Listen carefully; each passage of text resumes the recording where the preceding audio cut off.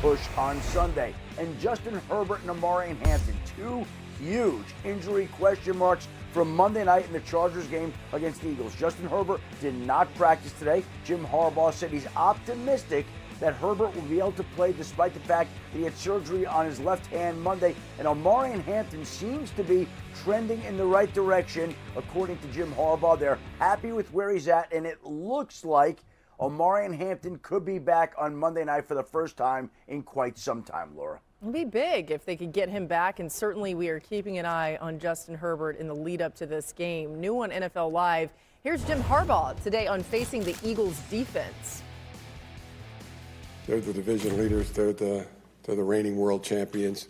It is nothing but respect, and we are grinding through the tape to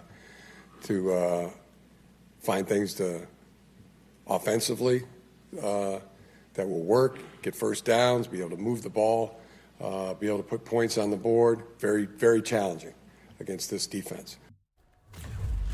Well, Harbaugh, of course, saying Harbaugh-like things, as Yes. you might expect. Field, let's look at this Monday Night Football matchup between the Chargers and Eagles. What do you want to see from this Eagles offense? You know, Laura, maybe it's unrealistic to expect things to change when we're in week 14 of the season, but can this Eagles offensive line push bodies around in the running game like it did last year? I know that Saquon Barkley feels like the disappointing player in this Philadelphia Eagles running game this season, and for sure he hasn't been as dominant as he was last year. Not even close. I do wonder how much of that is attributable to the Eagles offensive line and the fact that he's getting like 2 yards per carry before contact last year. This year, it's like running through traffic. Again, week 14, maybe the reality is this Eagles offensive line, just between the injuries and some of the talent departures, is not the same as it was last season, and we shouldn't expect that to change. But if they want to get back on track, and they're still, by the way, in first place in the NFC East, they need to find a way to be more physical in the running game. Yeah, this is such a fascinating game because you got two teams that are 8-4 and two teams that seemingly got there through very different paths. People feel very differently about these two teams. And understandably so, combination between the Eagles winning the Super Bowl and being who they are, dealing with coaching issues or line issues, the Chargers dealing with injury issues and whatnot, and staying afloat despite that, having some pretty bad losses for the Chargers. And, you know, some big wins, but like at different times with different rosters. You know, because again, since there's been a revolving door of injuries that this Chargers team has dealt with, it's just become so hard to evaluate, like who are the Chargers, who's even on the team right now. I don't even know, man. It's like who's healthy? Is Justin Herbert playing? You know, is Hampton playing? Like, is Najee Harris back? Like, what's happening right now? Who's actually on the field right now? This is crazy. Obviously, I know Najee is not there. That's a joke. But so both teams going into this game have a great argument as to why they should come away with the win. The Eagles come in here and they're like, man, this Chargers team is held together with glue. You know, I made the joke yesterday being like, this team is, you know, the Chargers are held together with Elmer's glue right now. It's like not even super glue. It's Elmer's glue. It's the cheap glue that you got in elementary school. And yet they've still been able to find ways to win. You guys know I'm a massive supporter of Harbaugh and Herbert, but you can only do so much. You can only do so much. And I think what they've done this year already is like, you know, incredible and amazing. It deserves nothing but heaps and heaps and heaps of praise. But like the Eagles are like, we're the Super Bowl champions. Like, yeah, we were in a rough patch, but like we still got the dudes. We still got the dudes. Our defense is great. We got Saquon, we got AJ, we got Devontae, we got Jalen, we got Dallas. We'll see. But those are just my thoughts. I'd absolutely love to hear yours. What do you guys all think about the San Diego-Los Angeles Chargers? How do you feel about Justin Herbert playing? Do you think he's going to play? Do you think he should play? How do you manage that right now? How do you feel about going up against the Philadelphia Eagles? Let me know your thoughts in the comments below. I read every single comment. So, you agree with me or disagree with me? Either way, let's get in some discussions, let's get in some fights. But ultimately, let's just have some fun. Please do consider subscribing. We are building an amazing community here, and absolutely love to see you part of it. I want to build something that we all generally feel connected to, something that we're really excited to be part of. I think we're well on our way to doing it. Please don't forget to give this video a thumbs up, as it really does help with the visibility and the algorithm. Thank you so much. See you next time. You know, it's that, yeah, we're dealing with our injuries on our O-line too, but we should still be good enough. This team is an imperfect team. This team is banged up. That should be enough. Their quarterback literally had surgery about a week prior to this very game, okay? Like, come on now. Let's get after it. And the Chargers are thinking, man, this team is not the Super Bowl champion Philadelphia Eagles. This team is struggling, right? They're barely eking out wins. They're Saquon Barkley, their running back, can't do nothing this season right now. Their passing game is in shambles. A.J. Brown is talking nonsense nonstop. You know, the offensive coordinator's house is getting vandalized. Like, this team is a mess. The locker room is a mess. Blah, blah, blah, blah, blah, blah, blah, blah, blah, blah. And so it's just like the Chargers, like, no, you know, we saw what this, you know, what the Bears were able to do. You know, in the run game, you know, especially if we got Hampton back, like we are going to run. Vidal is going to go. Let's go. And I have no idea. I got no idea at this point. I don't know who the Philadelphia Eagles are right now. And I do not know who the San Diego Los Angeles Chargers are right now. I think these two teams are incredibly difficult to evaluate right now, considering how the Eagles are playing and considering how the Chargers have been able to stay afloat with all of their injuries. And again, literally, Justin, like, the heel is optimistic that Herbert will play. Like, so he might not play. Like, I know it's not on his throwing hand. I promise you, even though it's not on his throwing hand, it's still a thing that you have to deal with. He had a fracture in his left hand. You know, he had surgery for the fracture in the left hand Monday. So, right, so it'll be a week later that he's playing. I assume, you know, the surgery that he had would either be a plate, a screw, or a nail, I assume. And yes, you do recover quick. Like, when you do get surgery with those types of things, like, you get the range of MO. Like, that's kind of the benefit of having surgery, is that it's like that you get the range of motion faster, you get the stability faster, et cetera, but I promise you it's going to hurt. He gets surgery, even if it's a plate, a screw, whatever. Like, all you do is just go like this, and it's going to hurt. Like, it's going to hurt really badly. Like, just that alone. And even if it's in his other hand, just the fact that when you're throwing, like, you feel it in your toes, you feel it in your ankles, you feel it in your hips, you feel it in your you know, in your abs, in your obliques, in your fingers of your other hand. Like, you feel it your whole body, okay? So it's not just like, oh, this is not on the throwing hand, it's all good. It's certainly better than his throwing hand. No, without a doubt. But it's not just like nothing. It's not like he just cut his fingernails a little too short and it's like, you're whatever. And considering that Justin Herbert has been getting blown up game after game after game after game, as we know, he's being, you know, hit and pressured at the highest rate in the history of the NFL. Like, it's all something to worry about. You know, it's just all something to consider. And, you know, the playoffs are still on the table for Justin Herbert and the Chargers. You know, they're right there at 8-4. They're at the 5 spot, which is, you know, always a little tough when everyone's 8-4 right now, right? All the wild card spots are 8-4. And it'll be interesting to see. I guess you get the benefit of the doubt that the Texans, although this kind of helps and hurts, because I'm thinking that the Chiefs are the biggest ones that you have to be worried about, and I do kind of feel that way, even though they're 6-6.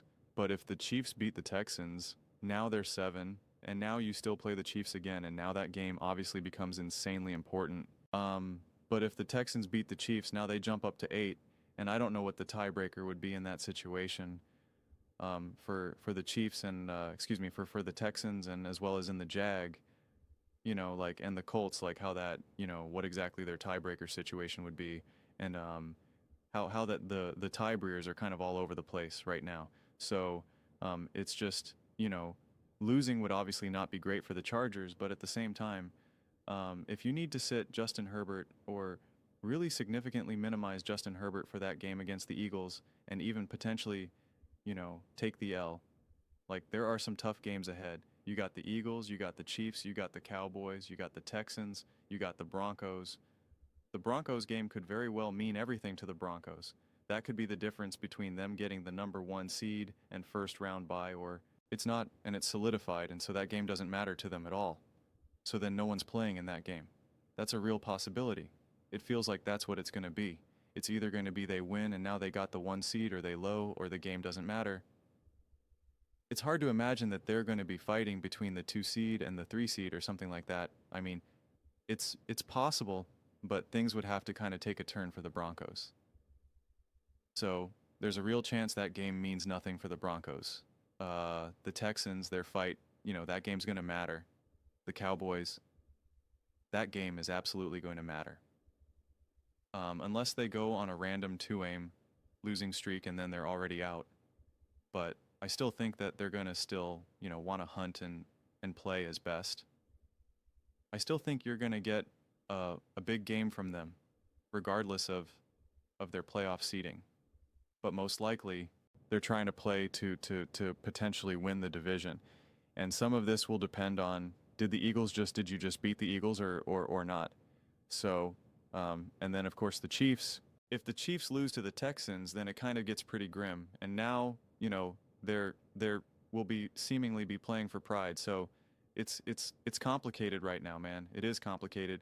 But if you do look at the tiebreaker situation here, the Chargers wins tiebreak over Buffalo and Indianapolis based on win percentage in the conference games. So if you lose to the Eagles, that now won't affect the win percentage, of course, in the conference in conference games. But obviously, depending on how the Bills play, the Colts play, like, you could get leapfrogged in terms of just a record standpoint, but you could still ideally still maintain any type of tiebreaker situation. So, but again, I'm not entirely sure then if how much of a gap there is from a conference win percentage at this point. If the Colts end up winning and the Buffalo Bills do winning within conference, you know how that all works. Again, we're getting kind of messy here. But then the Texans, if the Texans have beat the Bills, they beat if they beat the Chiefs. Again, I don't know now if it first goes to a head-to-head tiebreaker because the Texans beat the Bills, or if it's still conference tiebreaker first, and this all can impact the Chargers as well. So we're in for a messy ending, man. Yeah, that's what I thought. It would still go head-to-head first. Head-to-head if applicable. And if not, then it's best one-loss tied percentage in games played within the conference. Then it's best one-loss tied percentage in common games, minimum of 4. Then it's strength of victory in all games. Like, we might get to a spot where we're actually looking at some of these deeper 5, 6, 7, 8 things, which are just, it gets eventually to best net touchdowns in all games. I don't think we'll get that far. And then you have a coin toss. I mean, and that's just with when you're looking at 2 clubs, potentially 3 clubs, 3 or more clubs. Like, I'm not even going that far. But most likely we're falling along somewhere in this general arena. This is already how it was originally. It already got to 3 for the Broncos and the Patriots, actually.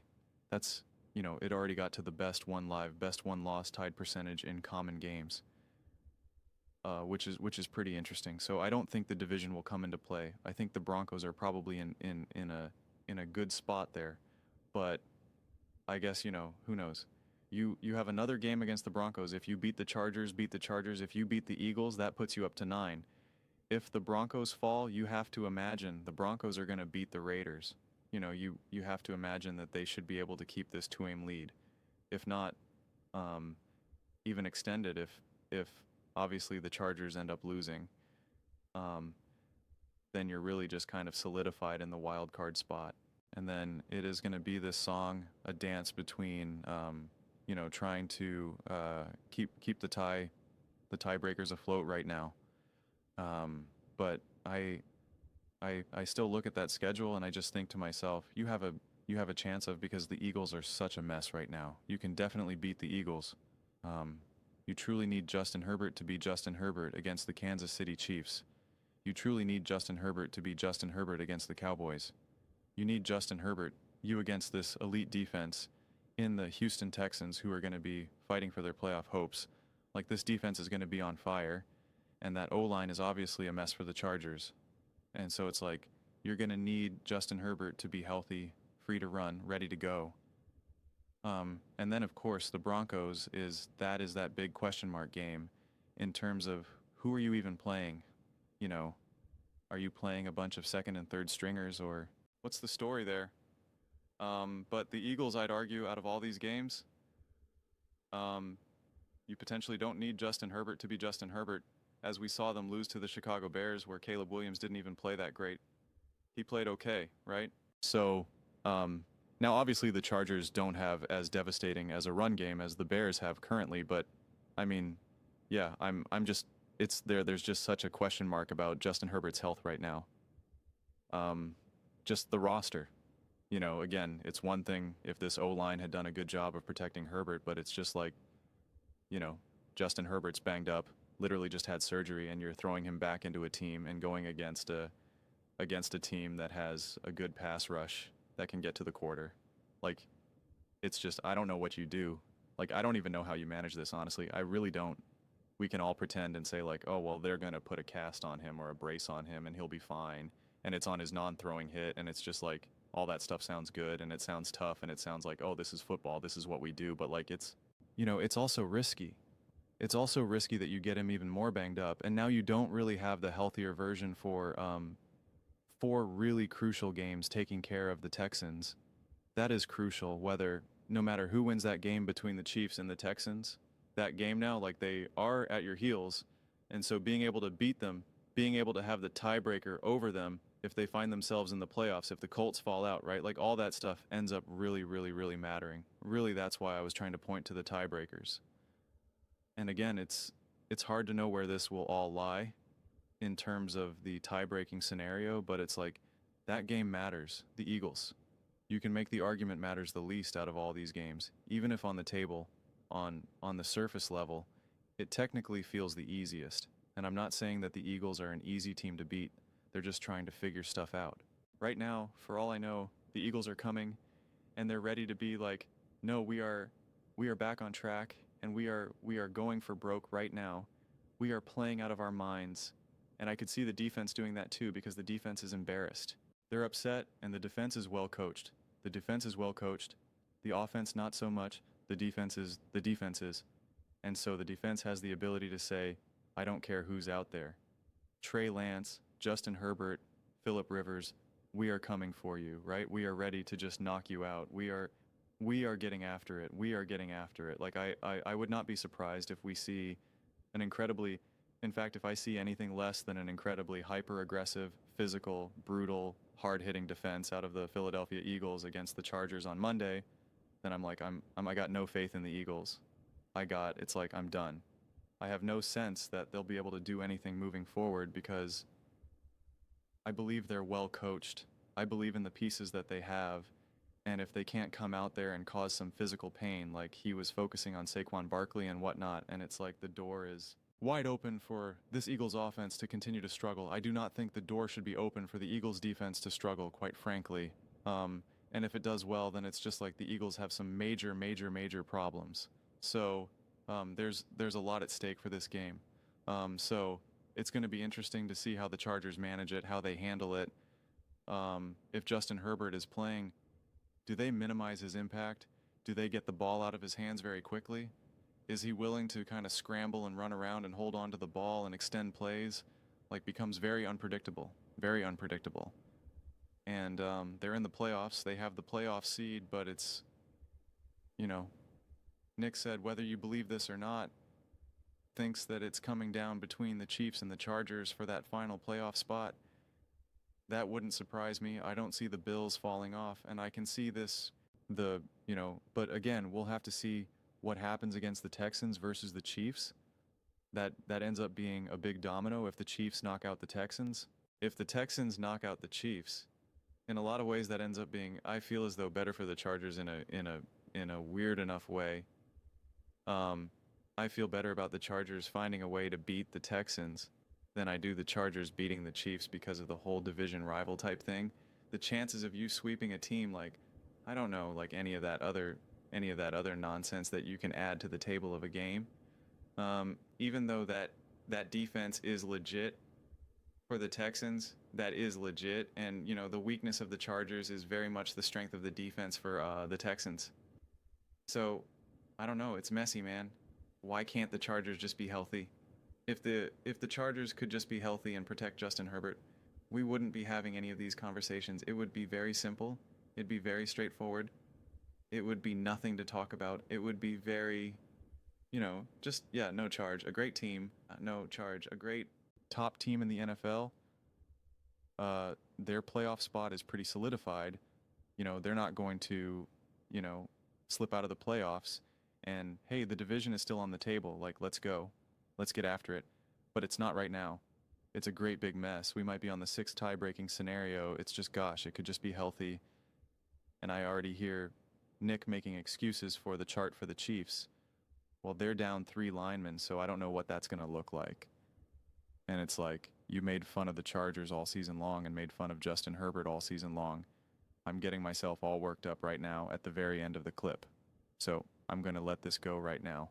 But, yeah, Monday Night Football, Eagles, Chargers, both seemingly got to win. And you're going to get, especially now on Monday for the Chargers, all those other teams played. So you're really going to know the scenario right now. And I guess that'll also be a little bit more clearly defined where it's like if the Chargers lose, where's their, are they still in the wild card? Have they now fallen out of the wild card? What's that scenario? So we'll see.